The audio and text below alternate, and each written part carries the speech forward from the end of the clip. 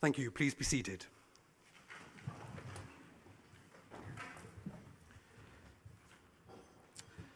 So, good afternoon, everyone, and welcome to today's second Budget Council meeting.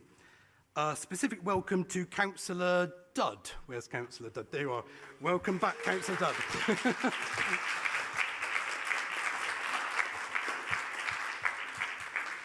He joins us again after a brief sabbatical, so welcome back. Okay. May I just first draw your attention to the emergency evacuation procedures as shown on the screens. In the unlikely event of an emergency, please exit City Hall via the main reception doors, down the ramp to the right, and assemble in the square between the Cathedral and Central Library. As you will have noticed, the Lord Mayor is unable to attend today's meeting, so I, as Deputy Lord Mayor, will be chairing today's meeting in his stead. The Lord Mayor has unfortunately tested positive for COVID and is a little poorly, so of course I'm sure you'll all join with me in wishing him a speedy recovery. You are all seated 1 metre apart with additional COVID measures in place behind the scenes. You are advised to keep your masks on unless you are speaking or you have a medical exemption. I am given the responsibility to run this meeting in an orderly and respectful manner on full council's behalf.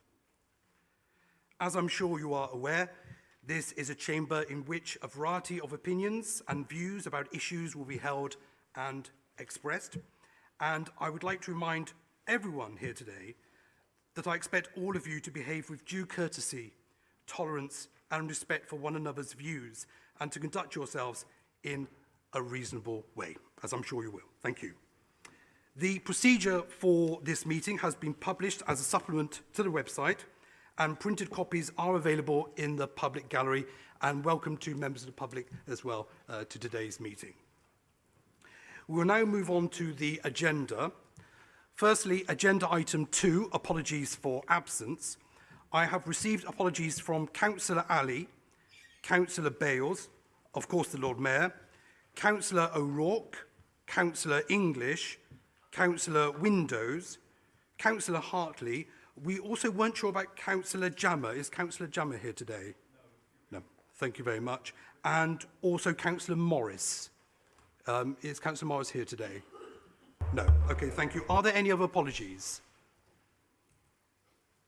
Okay, thank you. Agenda item 3 is declarations of interest. Can I ask, please, whether any councillors have any interest to declare regarding the items on today's agenda? Okay, thank you. Agenda item 4 is minutes of the previous meeting. Firstly, I move the minutes of the meeting of the council held on the 15th of February 2022 as a correct record. Do I have a seconder? Seconded, my Lord Mayor. Thank you, Councillor Galandris. Can I take that as agreed? So all those in favour say aye. Any against? Thank you, those are agreed. Agenda item 5 is Lord Mayor's business. And of course, we cannot proceed today without mentioning and reflecting upon the terrible, tragic situation unfolding in Ukraine. And we wish to send our heartfelt wishes to all those affected by the crisis, both in Ukraine and here in Bristol.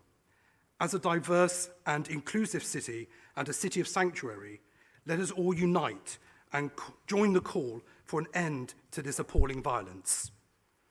These terrible events are a stark reminder of the importance of tolerance and understanding between our citizens and different nations. We stand in solidarity with Ukraine. We have put out messages of support on social media and through the joint statement with the Global Parliament of Mayors to support our Ukrainian city mayors. And we stand with people in cities all over the world, including in Russia, people who have taken peacefully to their streets and squares to show their support for the people of Ukraine. City Hall has also been lit up in the colours of the Ukrainian flag. We are continuing to monitor updates from the UK government on support for Ukrainian nationals so we can respond accordingly. And we are aware the Ukrainian embassy in the UK is directing any donations through the United Nations Refugee Agency, the UNHCR.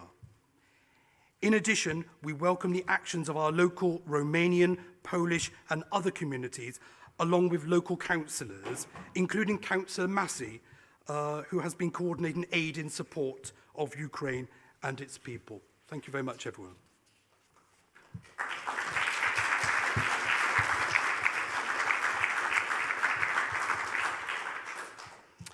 Okay, let's move on to agenda item 6, which is public forum. Within the Constitution, there is no provision for public forum at the budget meeting. However, as indicated on the agenda, petitions and written statements about the budget and reports on this agenda were invited. No petitions or written statements were received for this meeting. However, statements submitted to the 15th of February meeting have been republished on the website as a supplement to this meeting for your information.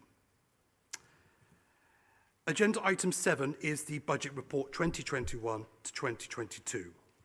Now, on the 15th of February, full council met to consider the budget proposed by the Mayor and considered the 9 amendments submitted by councillors. 5 of those amendments were passed, and these can be found on pages 294 to 299 of the agenda pack. This resulted in an amended budget. The Mayor exercised his right, as outlined within the Constitution, to take 5 days to consider the amended budget and whether to accept those amendments. On the 22nd of February, the Mayor indicated that he did not wish to accept the amended budget, but instead opted to propose an alternative budget to full council for agreement.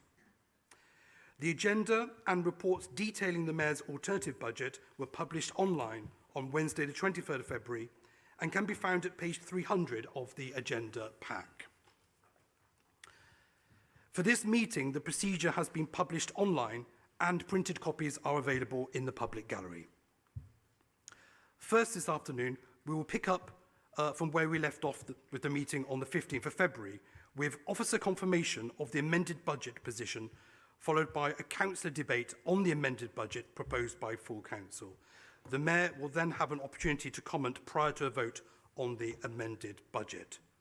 The vote on the amended budget will need a 2/3 majority to pass. If the vote falls, we will then turn to the Mayor's alternative budget, which would then be proposed, debated and voted upon.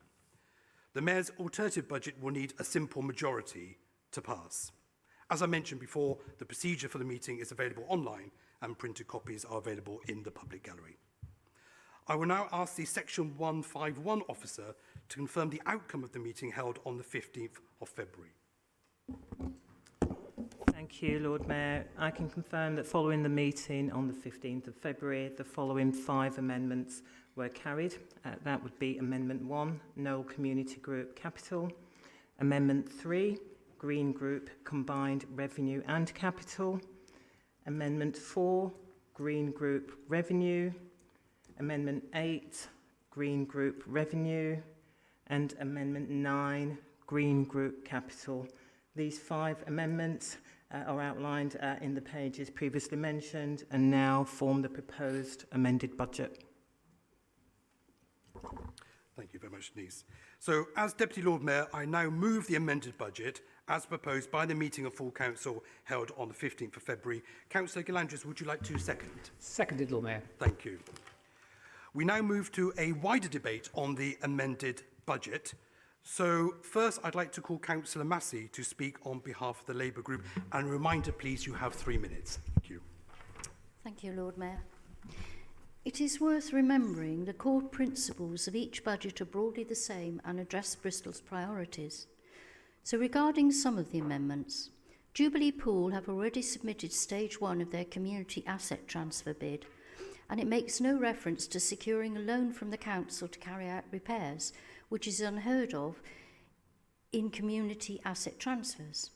As well as this, the Friends of Jubilee Pool have confirmed that this loan wasn't asked for by them, nor initiated by them. As well as this, grants, not loans, would be much more suitable for a community group as they wouldn't have to pay it back. If groups like Sports England knew they were getting a council loan, they would be less likely to give them a grant. And there was another amendment giving community infrastructure levy to parks and green spaces, which would take it away from current spending plans. The current plans already include spending it on Castle Park, green infrastructure and flood defences, among a number of other things. These projects overlap with the amendment, and as 3 different party groups agreed in the last meeting, we can't risk defunding our flood defences. Including this amendment would also mean the impact of development in regeneration areas, such as White House Street and Frome Gateway, couldn't also be as effectively addressed. The difference between the 2 budgets being debated is that the revised budget has been altered to incorporate a wider array of the proposals put forward by other parties so that it can reflect the needs of more wards across the city. We heard in the first meeting about how important it was for Labour to build a consensus. We've listened to the concerns and suggestions from all parties, taken them into account and incorporated the best of them. This was the right thing to do rather than rushing into backing the amended budget, which left out a lot of well thought out proposals. I've spent a lot of time recently talking to voters over the last few weeks, so I have a good idea of what's on people's minds at the moment.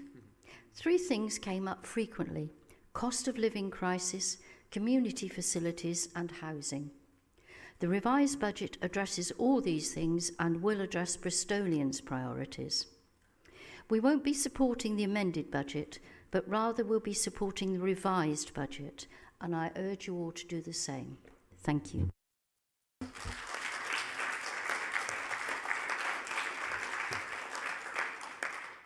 Thank you to Councillor Massey. I now call upon Councillor Stone to speak on behalf of the Green Group.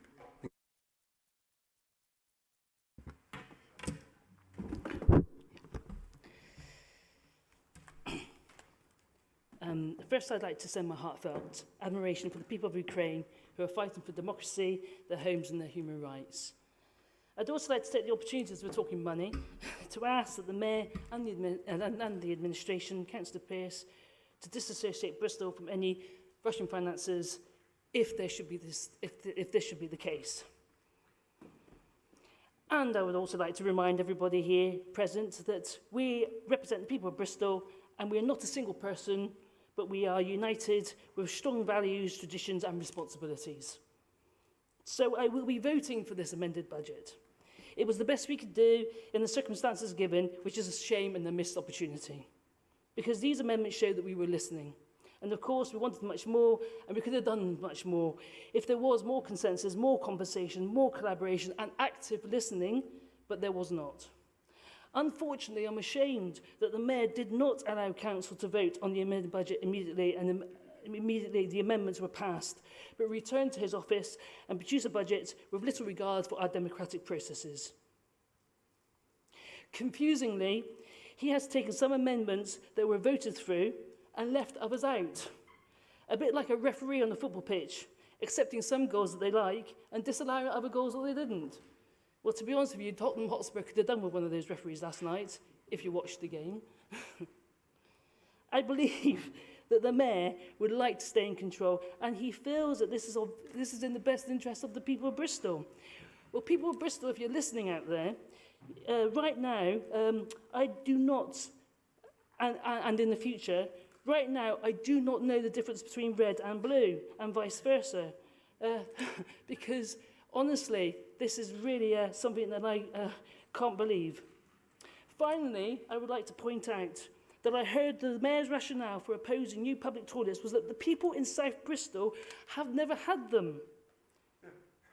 I am sure my residents south of the river will be interested to know the Mayor thinks so little of their basic hygiene. I would consider that in 2022, well-funded, hygienic public toilets which will allow people to experience the travel around the city without fear, should be a basic right for everybody. And I hope that you would agree on that. I've forgotten. We have agreed on that already. There really should not be a debate. This amended budget has already been fully accepted by the full council. Voting it through is the only rightfully thing to do. It's the only democratic thing to do. And it will not kill you to do that. Do the right thing and vote for this amended budget. Thank you.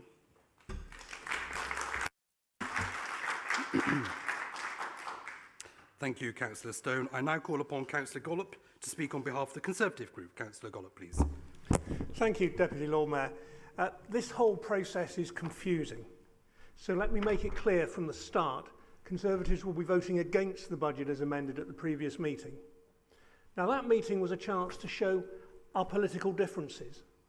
And make no mistake, those differences still remain.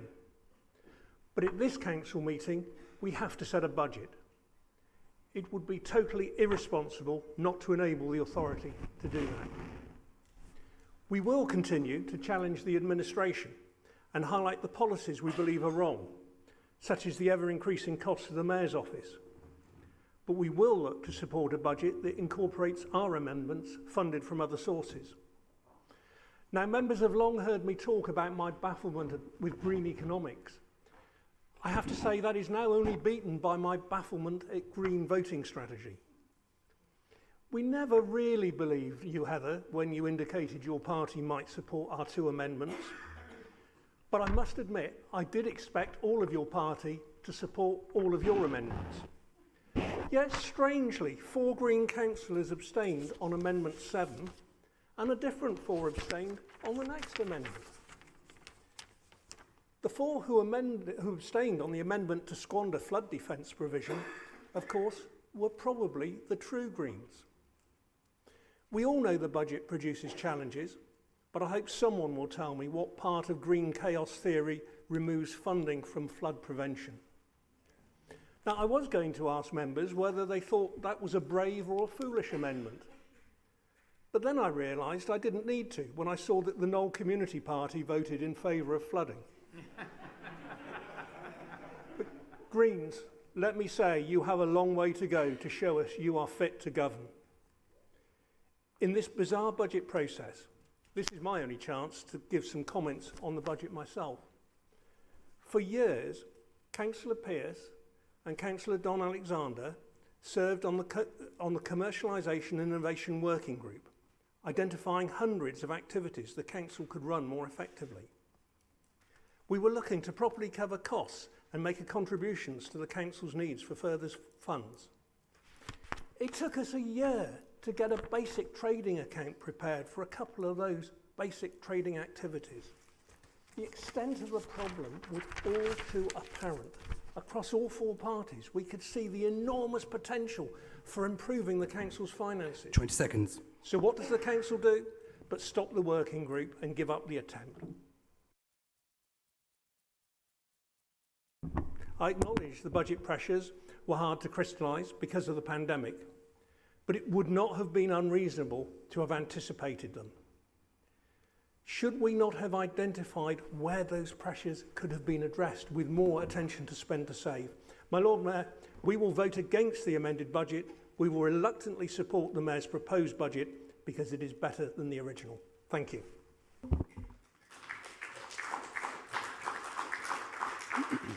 Thank you, Councillor Gollop. I now call upon Councillor Brown to speak on behalf of the Liberal Democrat Group. Councillor Brown. Thank you, my Deputy Lord Mayor. I had prepared a speech with some pithy lines. Well, what I thought were pithy. But I feel like the past week has put our differences in perspective. So rather than rehash and rehearse last fortnight's arguments, I'm just going to reserve my remarks so we can move towards a vote and the debate on the alternative proposals that have been brought back to this meeting. But I can confirm that my group will be voting for the budget as amended by full council.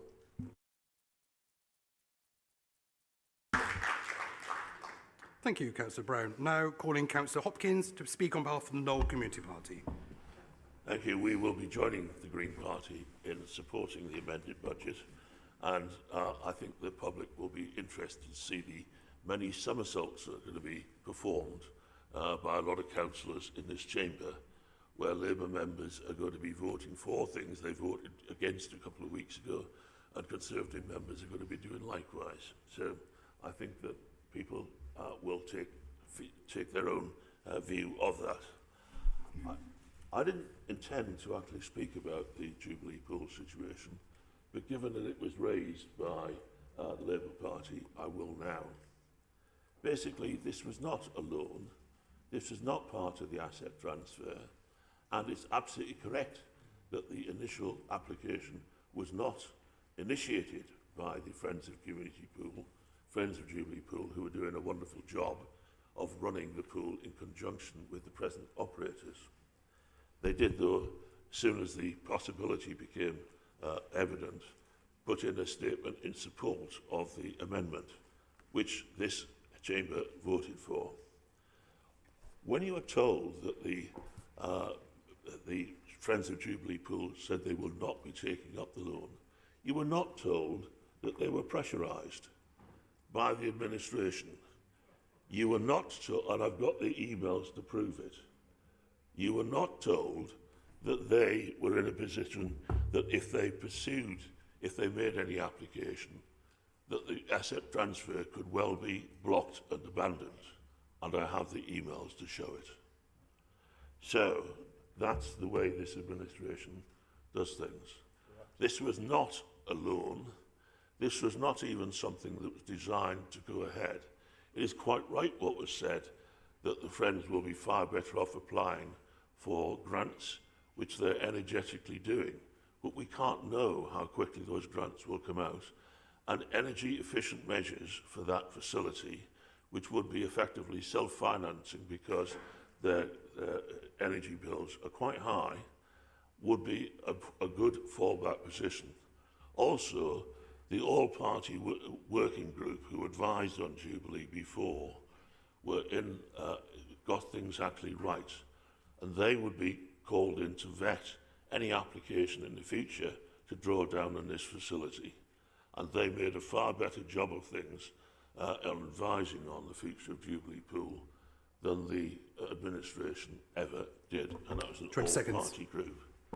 I would suggest to this chamber that we need to look very carefully at how things have actually been done.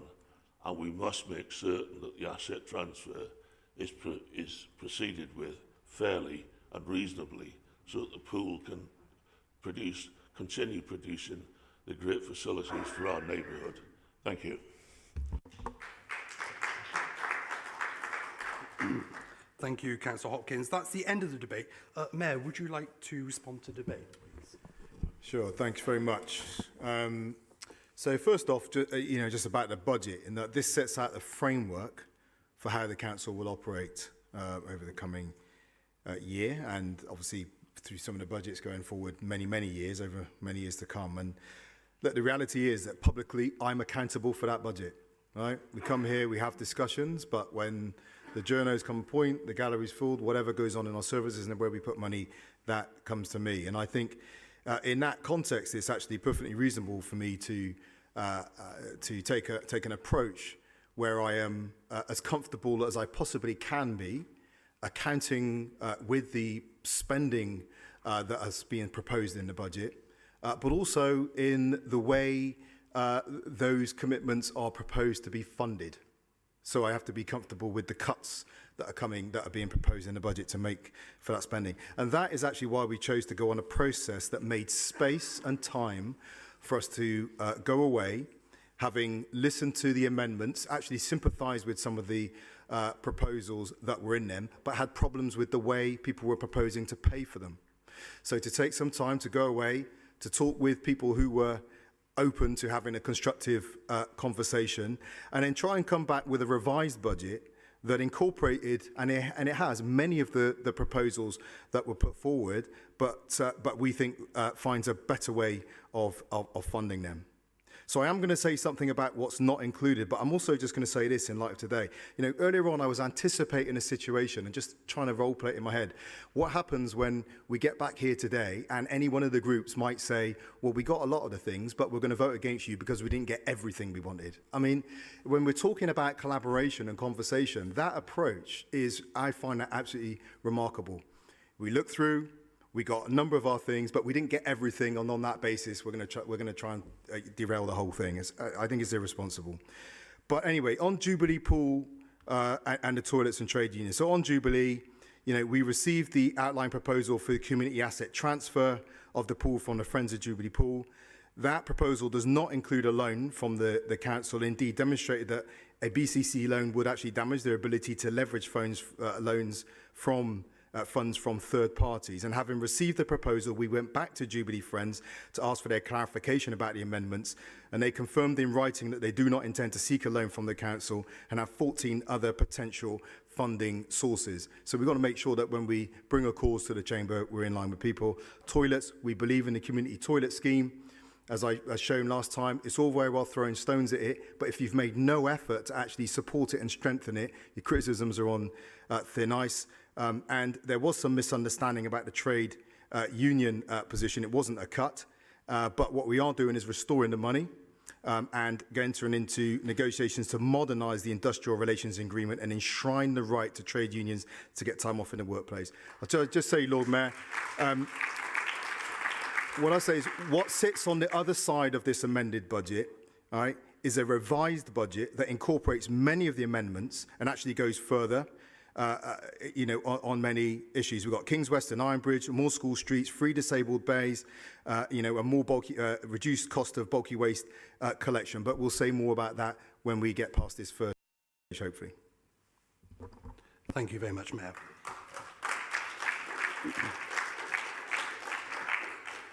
We are now going to proceed to vote on the budget recommendations as per the report and as displayed on the screen.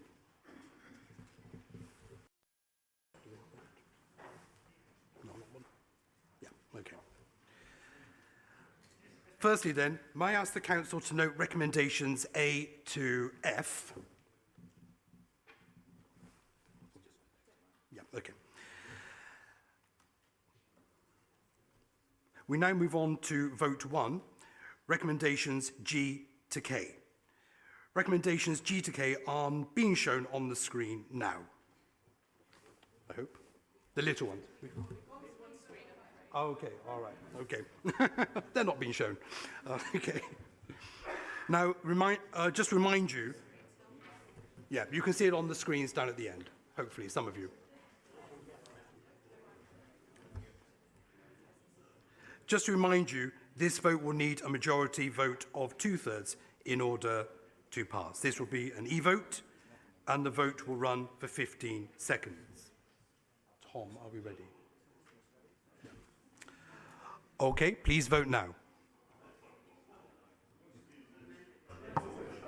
Point of order, it's impossible for some of us to see what we're actually voting on at the moment.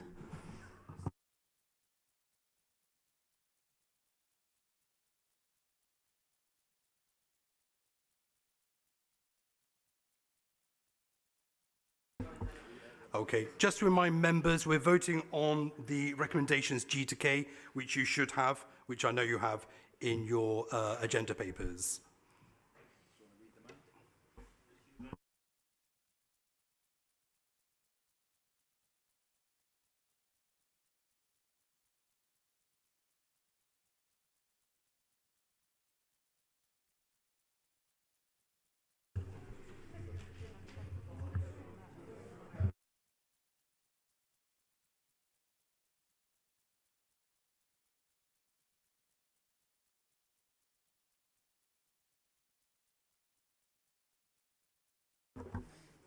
Okay, thank you, everyone.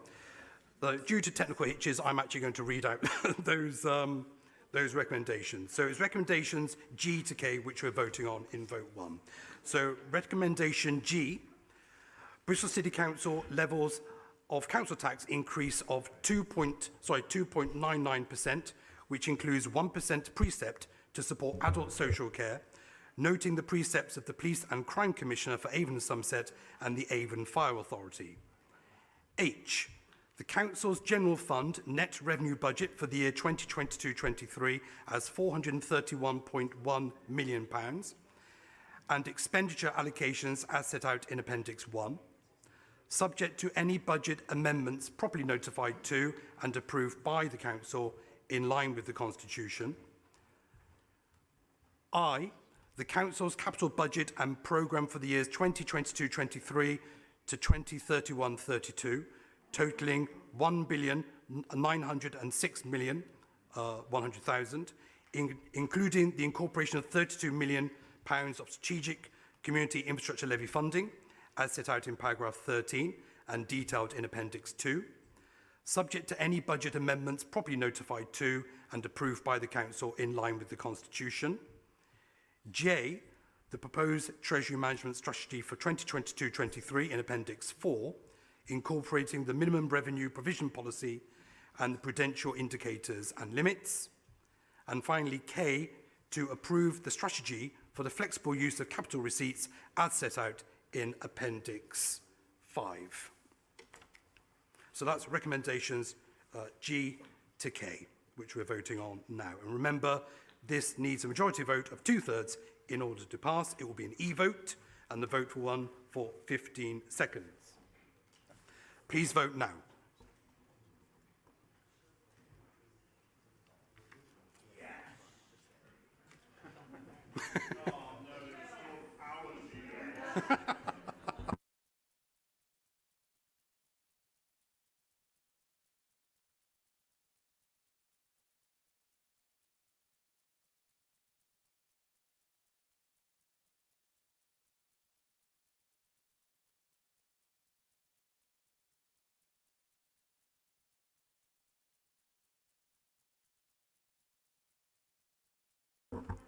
Thank you very much, everyone. So for vote 1, for we have 27, against we have 33, abstain we have 1, so that vote has fallen. Thank you very much.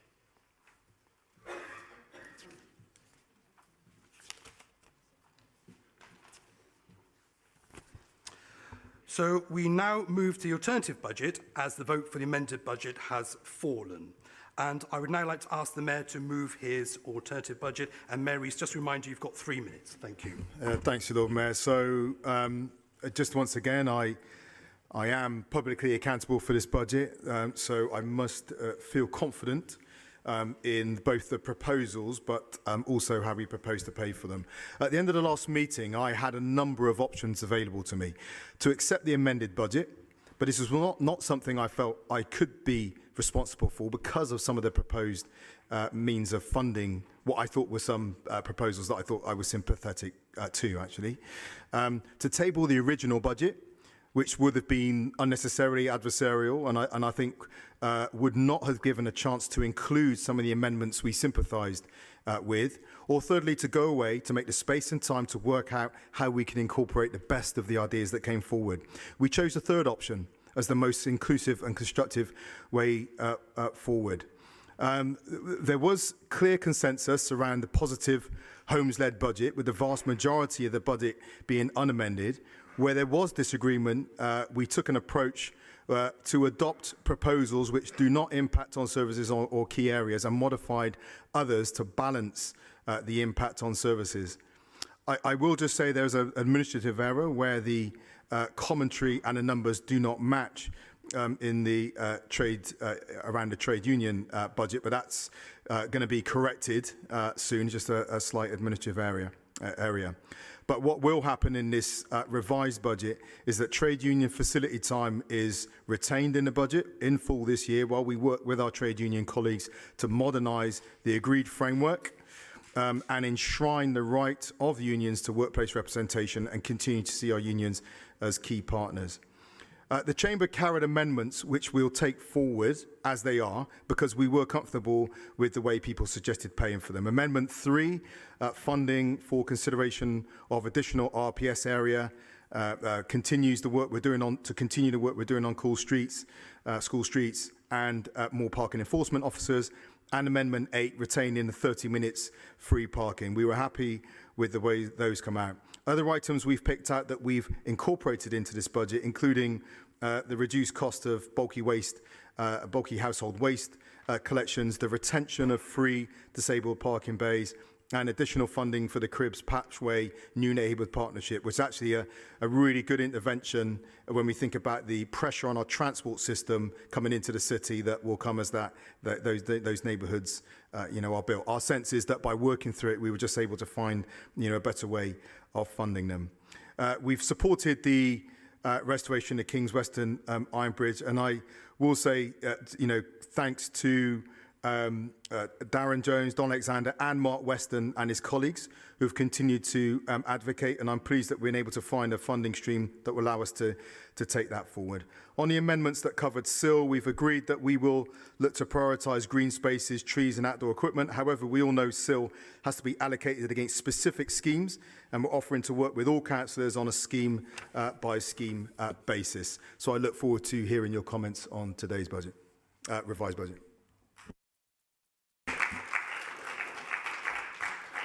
Thank you, Mayor Rees. Deputy Mayor, Councillor Cheney, would you like to second, please? Thank you. Thank you, Deputy Lord Mayor. I stand today to second this budget. We strongly recommend that this budget that retains and prioritises flagship frontline services. It continues to protect all our children's centres and libraries and flagship adult social care schemes such as Better Lives. It invests in technology-enabled care, adapting home choice to prioritise housing for adults with care needs, and We Work for Everyone, a programme that helps adults with learning disabilities into employment.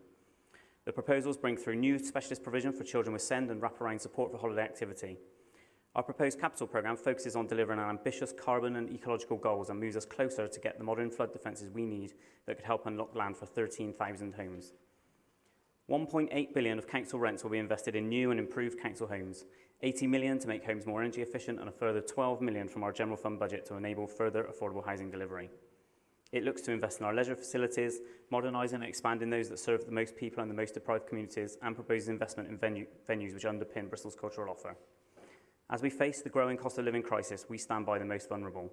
The budget retains the council tax reduction scheme, and Bristol remains one of the only core cities to offer up to 100% off council tax bills, something which supports 38,000 families in Bristol at a cost of 43.8 million. In line with this, we keep a local crisis prevention fund budget, which this year helped around 7,000 families with upfront support for crisis situations around fuel bills, school uniforms and groceries. I hope that all parties can now support it and take Bristol forward with a £3.8 billion of investment for the city. Thank you. Thank you, Councillor Cheney. We now move on to a wider debate on the alternative budget. So I'd like to call upon Councillor Pearce first to speak on behalf of the Labour Group, please. Councillor Pearce. Thank you. I wonder if, oh, it does work. Oh, you're so lucky. So I've got a fantastic speech here, but I've just had to cut half of it out because I and one of my responsibilities was mentioned earlier on during the course of the session this afternoon, and so I feel I have to respond to that as well. This new budget includes 17 revisions to the original budget. These are significant changes that reflect the diversity of opinion in the Chamber. Like it or not, you have to remember that Bristolians voted for a Labour mayor to run the city. Bristolians want a Labour budget. This is why the core tenets of the original budget remain unchanged, without any cuts that would affect our ability to deliver on Bristolians' priorities. So there's a balance to be struck between offering olive branches to other parties in hopes we can reach a consensus, and between putting forward the budget that we were elected to do. In all the uncertainty of COVID restrictions, a cost of living crisis, and now the economic impact of Russia's invasion of Ukraine, which I must return to, the last thing Bristolians want is more financial uncertainty because their councillors failed to agree a budget. I hope that councillors recognise our mandate and won't stand in the way of setting the budget. Doing so would be a dereliction of our duty. We're funding fruit tree planting, lowering the bulky item collection fee, but we're not doing it by making key staff needlessly redundant. I hope councillors recognise that this is a budget with cross-party input and vote to support it. Okay. Colleagues will not be surprised to know that since the invasion of Ukraine, I have been in conversation with Avon Pension Fund and Brunel Pension Pool to see what the situation is regarding Avon Pension Fund investments and where they may be. I can report, because Avon Pension Fund took the decision some years ago now to get out of emerging market economies, we are no longer invested in banks in Russia. We haven't been for some while. We took that decision when we moved away to greener investments. I know that there's been some social media conversation about this, and whilst well-intended, I'm pretty certain that the information that was being reached into in order to access where we were invested was using old data. The data that's on the website now is very clear. Our investments in Russia are insignificant now. I can also say... Councillor Pearce, if I could ask you to wrap up, please. Now you've had overtime. Thank you. Yeah. I've got to say that the sanctions that we've seen placed on Russia over the last 7 days or so have actually gone much further than I ever thought they would, and much more quickly so. And I think we can all recognise that. A number of companies, without being impacted by sanctions, have decided to withdraw their activities from Russia. And Councillor Pearce, you're way over time now, so I'm going to have to ask you to stop, sit down, please. Exxon, Thank you very much. Apple, Boeing, Thank you. Airbus. It turns out, Deputy Lord Mayor, you don't need sanctions. Councillor Pearce, I've asked you to sit down, You need please. an ethical framework. Thank you. You need a moral compass, and you need to engage with company management so they understand where Thank you very much. So, thank you. Thank you. We do have a three-minute time limit, please. So could I now call on Councillor Mack to speak on behalf of the Green Group? Thank you, Councillor Mack. Thank you, Lord Mayor, and thank you, Councillor Pearce, for that update from the Pension Fund. We really appreciate it. 2 weeks ago, we were in this room and I talked about a wish for collaborative working, a budget that leads us to a shared vision for the city, a process which includes all 70 councillors. Councillors representing all wards from across the city then voted on amendments to the Mayor's budget. A lot of areas of agreement were found, but that more collaborative budget was not accepted by the Mayor. To respond to Councillor Gollop's points, we had a conversation about my use of reserves, and he was in favour of doing that, of my amendment, as were privately many other groups. The whipping must be strong over there. And yes, I had conversations about how my group would vote on the Conservatives' amendments, but ultimately my group aren't prepared to do deals and vote for things we disagree with. Unlike other parties, we don't whip our votes. Our views were split and our votes represent that. There is some good in the revised Mayor's budget we have in front of us today.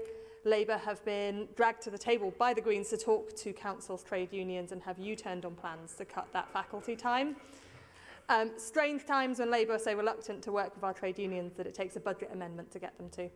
This budget also includes a number of green amendments which were agreed by councillors in the last meeting, increasing residents' parking schemes, keeping 30 minutes free parking to support local businesses, increasing traffic enforcement and funding more school streets. These are policies which will benefit Bristol, support our children to walk and cycle to school and tackle parking chaos. However, we were disappointed to see the Mayor disregard some amendments passed by the majority of councillors at the budget meeting, which would have funded new public toilets across the city, invested millions of pounds in parks and neighbourhoods, supported the Jubilee Pools community transfer. Under a committee system, the council would already have adopted these amendments, but under the mayoral system, one person has free rein to reject the will of the majority of elected councillors. We had conversations with the administration after the first budget meeting, and I must say I'm surprised that Bristol Labour has chosen to work with the Tories rather than support our amendments to reopen public toilets and invest money in local parks and roads. I'm also surprised that we are raiding contingency funds to pay for specific demands from the Conservatives, but our suggestions of using reserves to prevent job cuts were rejected. From the beginning, I've had concerns about the cuts in this budget whilst keeping money in reserves. I proposed a sensible amendment to fix this, which was rejected. Therefore, I cannot vote for this budget. Greens will continue to work to make our city more acceptable by finding ways to reopen public toilets, improving green spaces and making our roads safer. Our door is open for a more collaborative process next year.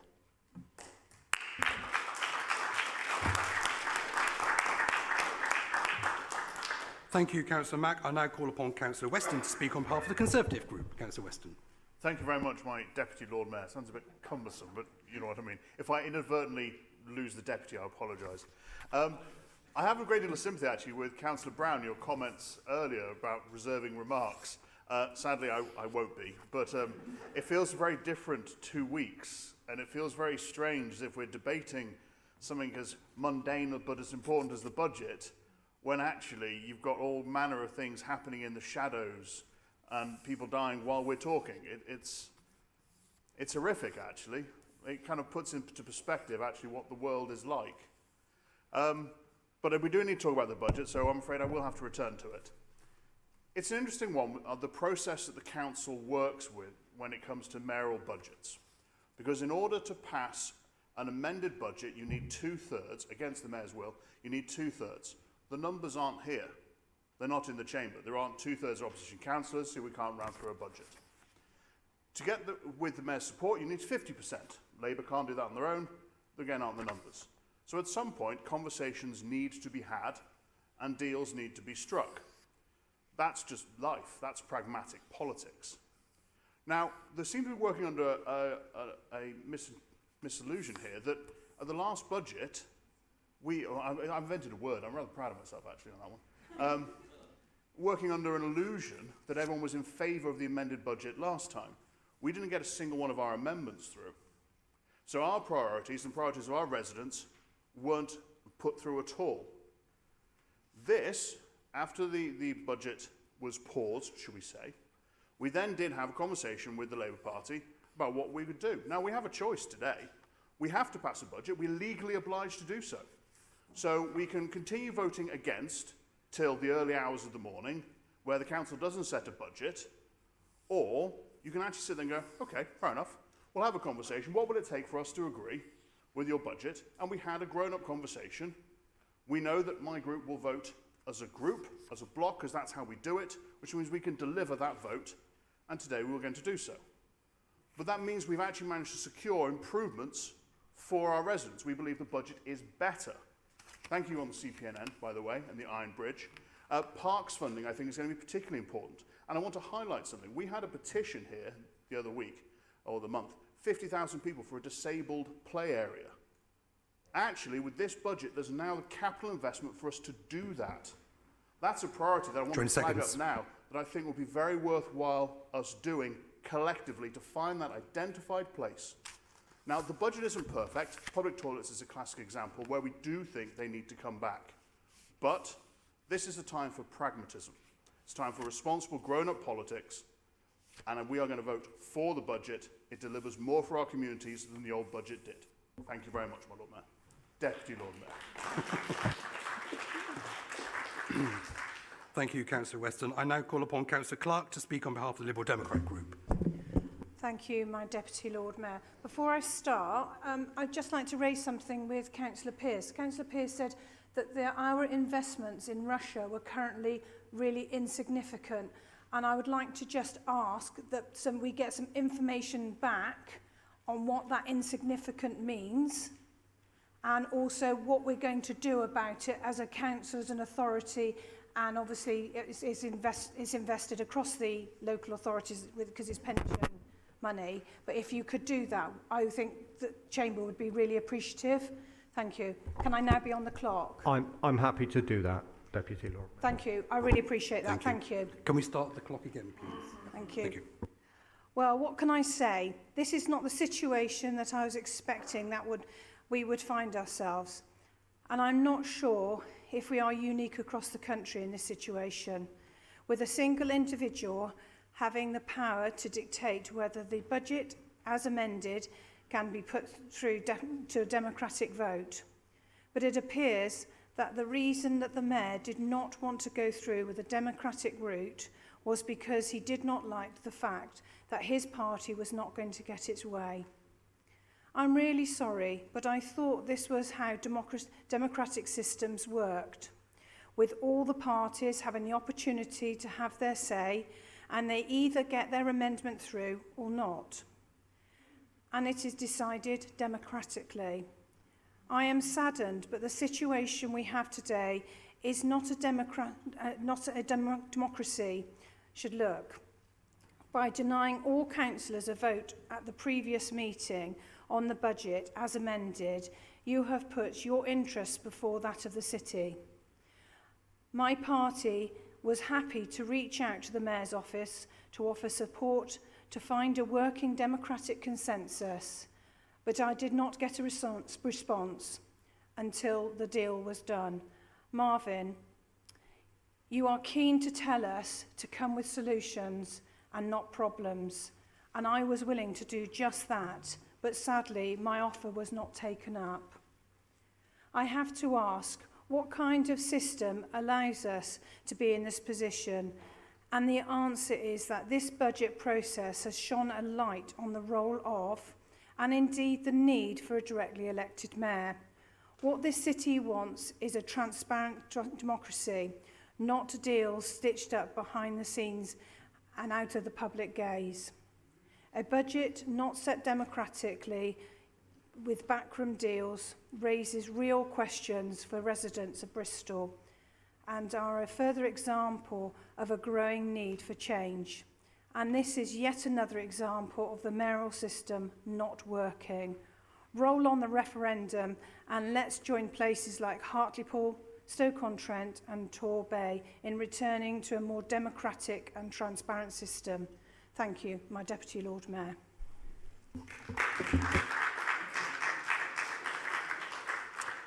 Thank you, Councillor Clark. I now call upon Councillor Hopkins to speak on behalf of the Knoll Community Party.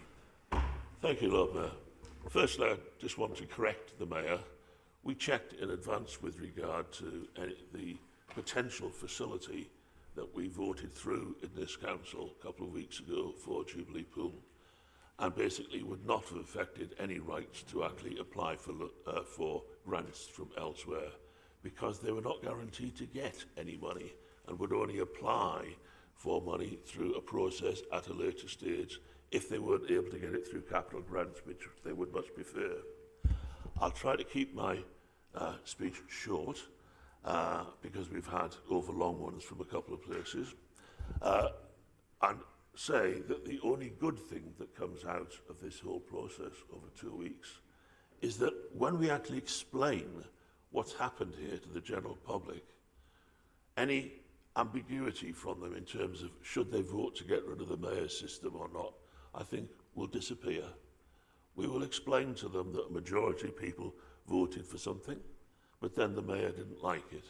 And although there's a minority of Labour councillors, there was enough of them to actually block whatever the Tory party did, the two-thirds majority that was actually required to get a budget through. So they will say, well, so it needs two-thirds if the mayor isn't keen on it, but it only requires a majority if he is keen on it. So, you know, where's the actual democracy in that? We will do our best to explain exactly how this process has gone on, and I think it will actually make up quite a lot of people's minds in the final, in the vote for the 5th of May. And if we do nothing else, let's use this process to hasten this city getting rid of the appalling system of a directly elected mayor. Thank you. Thank you, Councillor Hopkins. We now have a second round of speeches, so let's call Councillor Renard to speak on behalf of the Labour Group. Thank you, Deputy Lord Mayor. Today we have an opportunity. It is an opportunity to set out the true ambition of Bristol. It is an opportunity for us to realise the future for our citizens. It is an opportunity for us to do right by some of the most vulnerable people in our city, and it is an opportunity to back a clear plan for addressing housing challenges, the climate and ecological emergency we are facing, among many other things. Now, it would be remiss of me not to take this opportunity to remind members across the chamber about collaboration, given the budget debate we've had over the last 2 meetings. And I often hear a lot of talk about partnership working, and partnership working can mean many things to many different people. And some of the things it means to me are trust, actively listening to others, and compromise.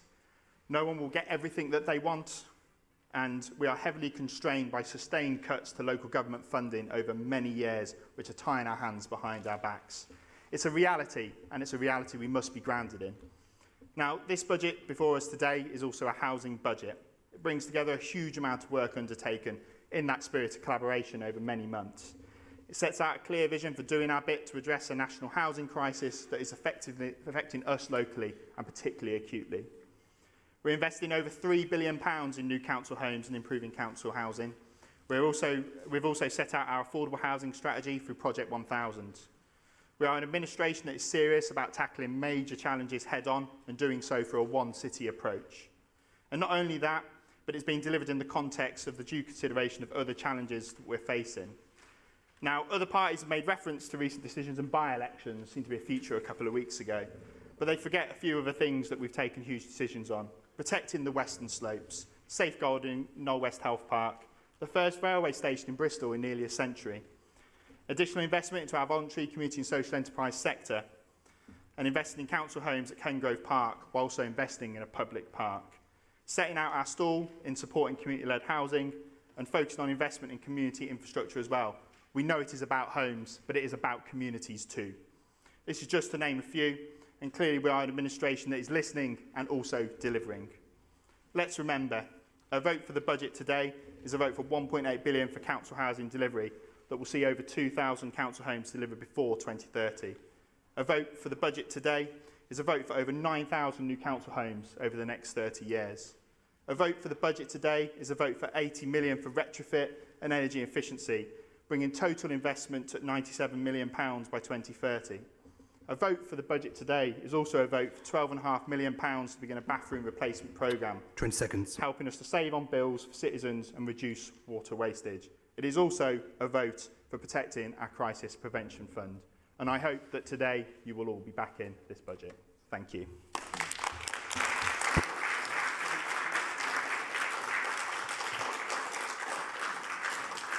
Thank you, Councillor Renard. Councillor Fodor, if you'd like to speak on behalf of the Green Group, please. Thanks very much, Deputy Lord Mayor. We're now being asked to vote for a new budget created by the Mayor after the original meeting. He spends it as a cross-party budget, but that isn't reality. Some of us spent many hours over many weeks in detailed cross-party scrutiny workshops, a really open collaborative process exploring the state of the Council's finances in depth. But as soon as this was over, we looked forward to a collaborative, constructive process as the actual budget was being put together. No opportunities at all were offered by the Mayor, no conversations took place. He presented his own budget from a closed process. Most representatives, maybe most Labour backbenchers, had no insight at all until the Mayor's cabinet papers went public. We had just a few weeks to make sense of the numbers in a really vague document full of uncertainties. Not even the budgets of each team or function were obvious. Still, we created Green amendments to lessen some of the worst and most damaging cuts, like the attack on disabled people asking for parking bays. Last council meeting, 4 Green amendments were passed with either all party or most party votes, but the Mayor walked away from that meeting without putting the amended budget to a vote. He's now produced a new document after cherry-picking a few of our amendments and doing a secret backroom deal with the Tories to secure their votes against the amended budget. He's U-turned Labour objections to Tory amendments, and suddenly they have favour with his administration. Having blocked strategic capital investment, suddenly vital contingency funds get allocated to a deal with the Tories before the year has even started. We don't know what contingencies will be needed. I'd like to know what our Chief Finance Officer has to say about raiding contingencies. This isn't a cross-party budget, it's a backroom deal budget, where a Labour-Tory coalition seeks to bypass the actual representation in this city from across all the wards. Greens recognise that the financial situation is bleak. We supported the housing plans, which had a much more transparent process. Councillor Reynard, we took part in a very collaborative set of discussions, and I welcomed that. We wanted to maintain frontline services and avoid staff and union cuts. We're pleased the Mayor has reversed his stance on those. But there's been no transparency, no genuine collaboration, no real cross-party work outside some inner circle or backroom. Most of us won't block the budget. Sure. We know the budget needs to be passed, but few here are inclined to support what's come out of an unholy alliance through this backroom coalition deal. The city deserves better than this. Next time, there must be a more inclusive and democratic process. I should be abstaining.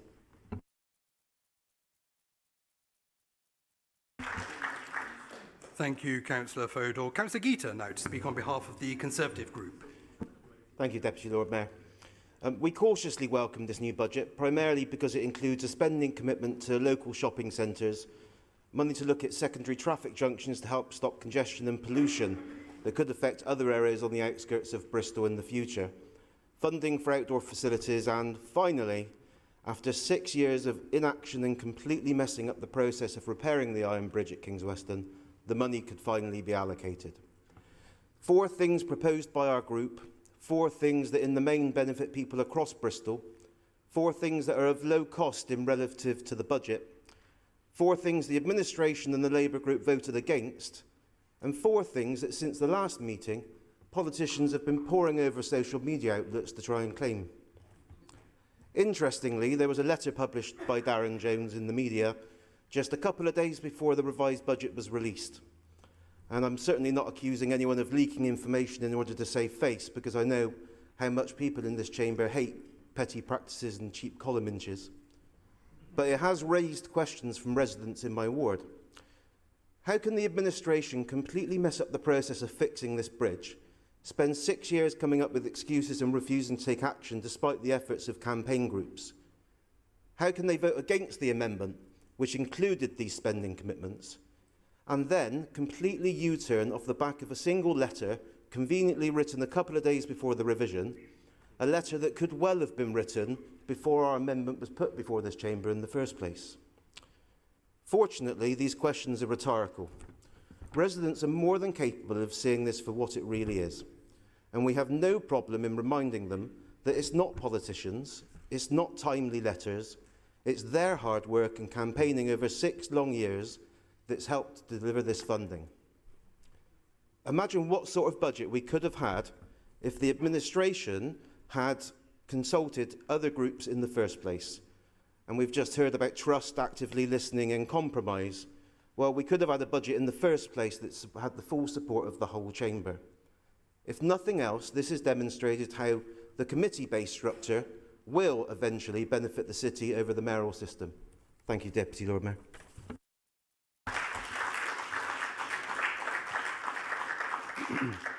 Thank you, Councillor Geeta. Now, Councillor Kent to speak on behalf of the Liberal Democrat Group. Thank you. Thank you, Deputy Lord Mayor. So only 2 weeks ago, elected councillors in this chamber voted on a series of amendments to this year's budget. The arguments and the decisions were made in public for all to see openly and accountably. Unfortunately, that wasn't good enough for our mayor. Instead, we were not allowed to vote on the final budget. The mayor decided to do an extraordinary thing, something we have never seen before in this chamber, and stop the meeting and deny us that vote. Only after that vote did the mayor even seek to talk to other groups. So let's remember, leading up to this big debate, months of work, 0 conversations with groups to try to establish a consensus. We hear lots of talk about consensus politics. Unfortunately, we see so little of it here in this chamber. It's a great shame. So, only 2 weeks ago, Labour councillors stood up and denounced the Tory amendments. Do you remember that? I remember it. Yeah, you remember it. They screamed about library cuts. They screamed about Tory governments. But here today, bosom buddies. So what do we have? We have the authors of austerity joining up with the champions of austerity in a wonderful alliance. One has to ask, Councillor Weston, have you finally embraced socialism? Because I know Councillor Eddy has always had his suspicions. And, you know, I see him looking over, he's a little unsure which way to go. So, to get back to the more serious element of today, we're not going to support the amended budget. To be clear, there are elements in this amended budget we like. There are elements we voted for 2 weeks ago with you. And we were defeated, ironically, by them. Oh, and them. Yeah, and them. Let's not forget them as well. But we're not going to support the budget. There are elements we liked in the alternative budget, or whatever it was called, the amended budget, the alternative budget, which have been removed. I believe the general position the group has decided to take is to abstain on the budget, but that does bring me to one other point then I wish to make, and this is a serious point, and that is partly about the process leading up to this debate. As councillors, we all received an email, a letter, from a senior officer of 20 this seconds. council. Sorry? 20 seconds. In that letter, it advised us on legal deadlines. It advised us, in fact, even on which way we should consider voting. I don't believe an officer of the council should advise councillors which way they should vote. I believe that crossed the line. And all I'd say is, and that's my opinion, and it doesn't have to be anybody else, all I'd say is I hope in future there'll be a bit more thought before such a letter is issued. Okay, thank you very much.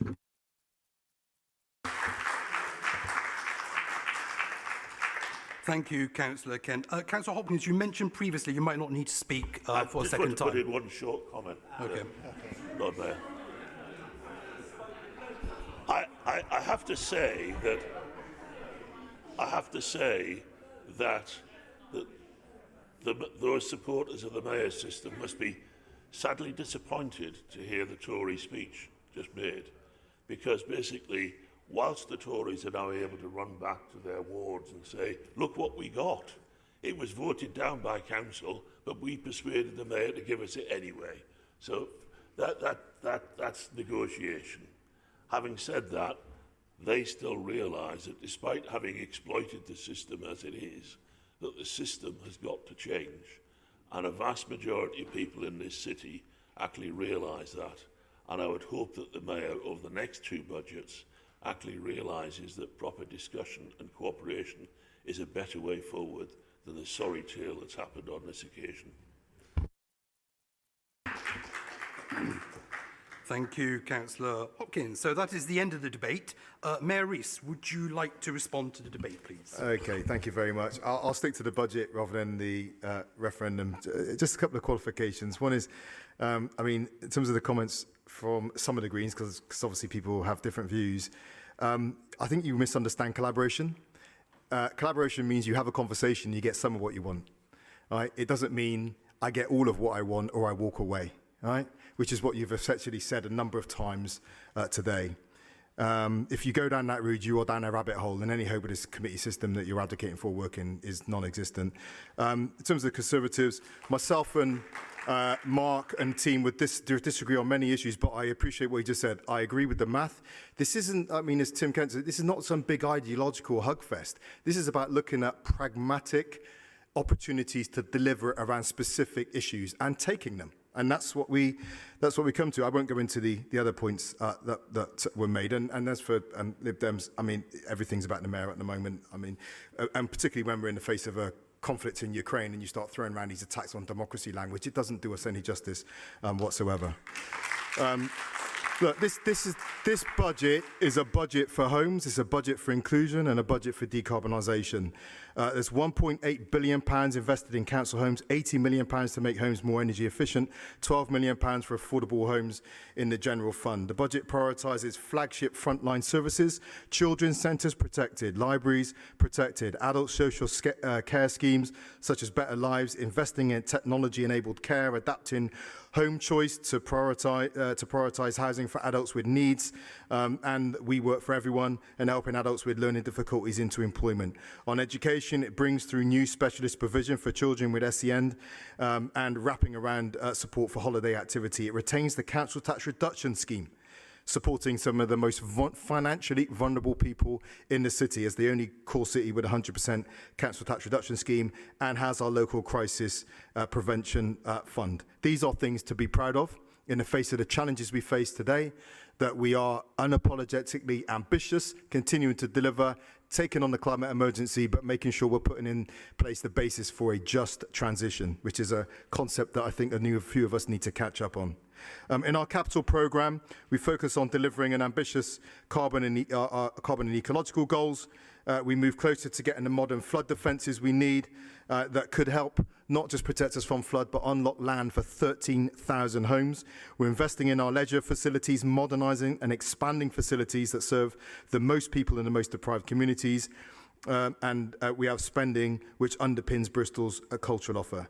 So this is the budget for homes, inclusion, budget for decarbonisation, and I recommend it to you.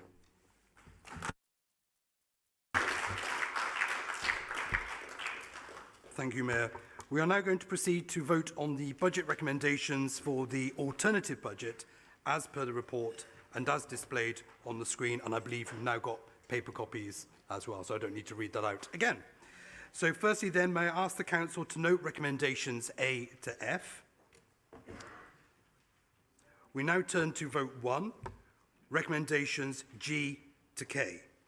And these are also being shown on the screens now. Thank you. This vote will need a simple majority vote in order to pass. Once again, it will be an e-vote and the vote will run for 15 seconds. Tom? Yep. Please vote now.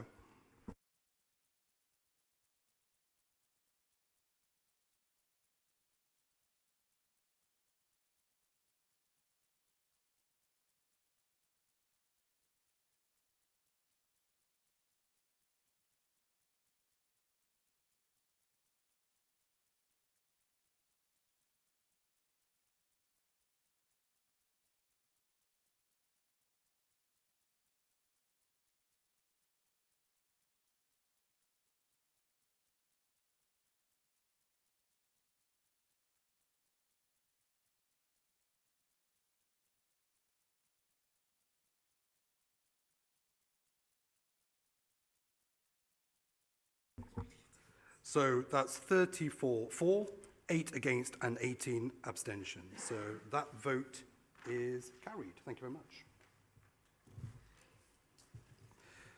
We now move to vote 2, which is in relation to recommendation L as contained within the report and displayed on the screen.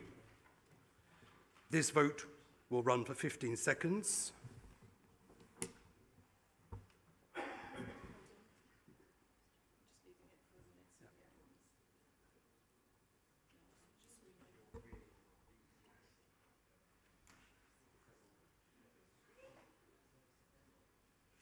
Okay.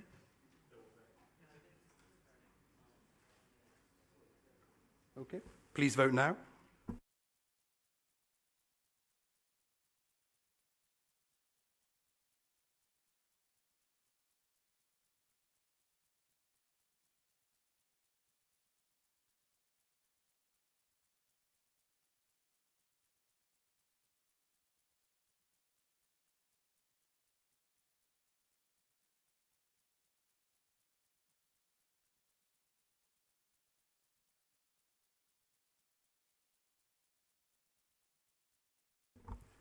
Thank you. So that's 58 for, no one against, and 3 abstentions. So vote 2 is also carried. Thank you.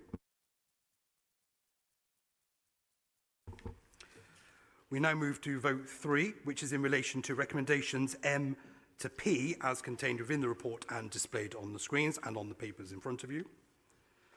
This vote will also run for 15 seconds.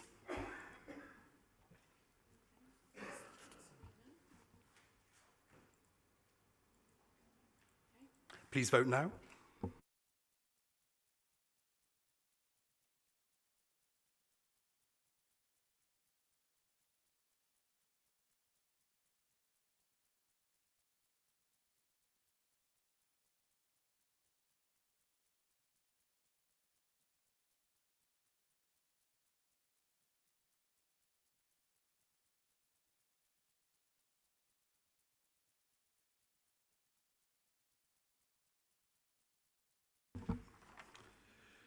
Thank you. So that's 54 for, 1 against and 4 abstentions. So that vote is also carried. Finally, vote 4 is in relation to the recommendations Q to R as contained within the report and displayed on the screen. I move the recommendations. Councillor Calandras, will you be Seconded, seconded that? Lord Mayor. Thank you very much. This vote will be an aye-nay vote. All those in favour say aye. Aye. Any against? That has also been carried. Thank you very much. So I'd like to thank all councillors and to all others attending today's budget meeting. The next meeting of full council will be held on Tuesday, the 15th of March, 2022, starting at 6 p.m. Good afternoon. Thank you for coming, everyone. Thank you.